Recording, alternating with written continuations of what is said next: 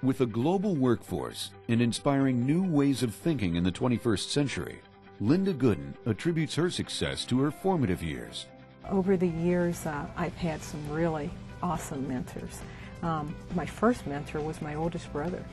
My brother is 9 years older, and so he was the first to go to college. He was the first to earn a master's. He was the first to earn a PhD, and he set just a really excellent role model for the four of us that followed him.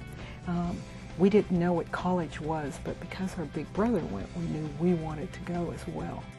Gooden's fascination with computers became evident during her sophomore year at Youngstown State College, eventually leading her to present day. Starting out with General Dynamics as a software engineer, Gooden worked her way through the ranks, landing her at the largest information technology company in the United States.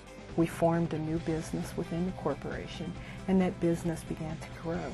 And as a result of that growth, we saw that there were other market opportunities that we could take advantage of. The government was changing how they bought their infrastructure, changing how they buy their healthcare solutions, changing how they buy their social solutions. We grew the business from $2 billion a few years ago to just over $10 billion ending this year. Today we have 52,000 people operating in all 50 states and 42 countries worldwide. Leading one of the fastest growing units at Lockheed Martin, Gooden forges ahead, keeping her workforce up to date in their skills and knowledge while managing a balance of supply and demand. When you look at the demographics in the United States, you can see that there really is a digital divide. And so I've focused a lot of my professional time, but also my personal time, on helping work to close that divide.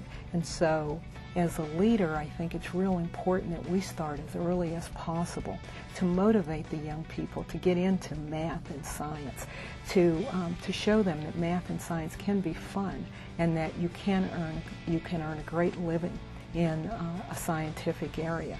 And she understands what's important for the individual and what's important for the broader workforce. And last but certainly not least, I think she clearly understands what's expected from the shareholders. And when she brings those three together, I think that's really what makes the organization successful. Today, Gooden has seen a shift away from what she calls transactionally processed systems and now strives for a collaborative approach of bringing systems and solutions together. When you think about kind of pre-9/11 or post-9/11, pre-9/11, we all understood intellectually that information was important and having systems that collaborate was important. But after 9/11, we saw the real value. We saw how important it is to be able to connect those dots so that we can protect the nations.